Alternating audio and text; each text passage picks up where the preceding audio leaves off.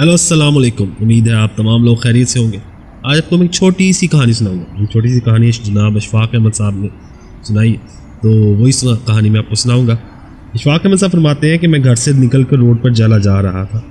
ایک بابا نے زمین پر چھوٹی سی ٹہنی لی اور فرش پر رگڑ کر بولا، لو میں تمہیں انسان کو بندہ بنانے کا نسخہ بتاتا ہوں۔ اگر تم بندہ بننا چاہتے ہو، اپنی خواہشوں کو کبھی اپنے قدموں سے آگے نہ نکلنے دو۔ جو مل گیا اس پر شکر کرو، جو چھن گیا اس پر افسوس نہ کرو۔ جو مانگ لے اس کو دے دو، جو بھول جائے اسے بھول جاؤ۔ دنیا میں بے سامان آئے تھے، بے سامان واپس جاؤ۔ سامان جمع نہ کرو، ہجوم سے پرہیز کرو، تنہائی کو ساتھی بناؤ۔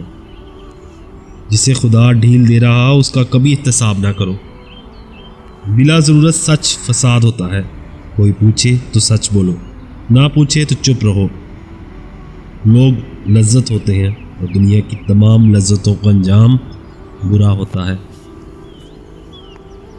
زندگی میں جب خوشی اور سکون کم ہو جائے تو سیر پر نکل جاؤ، تمہیں راستے میں سکون بھی ملے گا اور خوشی بھی۔ دینے میں خوشی ہے، وصول کرنے میں غم۔ دولت کو روکو گے تو خود بھی رک جاؤ گے۔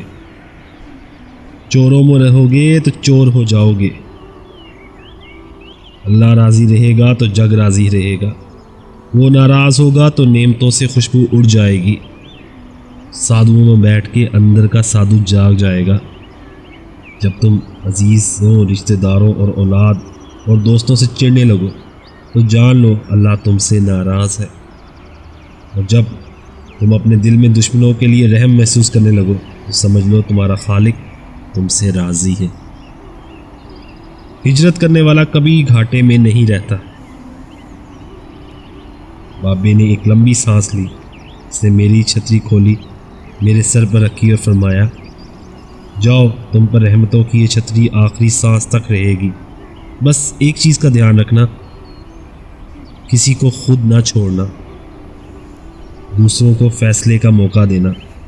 یہ اللہ کی سنت ہے، اللہ کبھی اپنے مخلوق کو تنہا نہیں چھوڑتا، مخلوق اللہ کو چھوڑتی ہے۔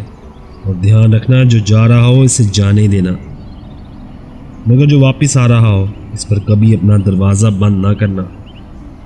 یہ بھی اللہ کی عادت ہے، اللہ واپس آنے والوں کو ہمیشہ اپنا دروازہ کھلا رکھتا ہے۔ تم یہ کرتے رہنا، تمہارے دروازے پر میلہ لگا رہے گا۔ یہ جناب اشفاق احمد نے فرمایا۔ میں واپس آ گیا اور مجھے انسان سے بندہ بننے کا نسخہ مل گیا تھا۔ اشفاق احمد مرحوم کی بات ہے۔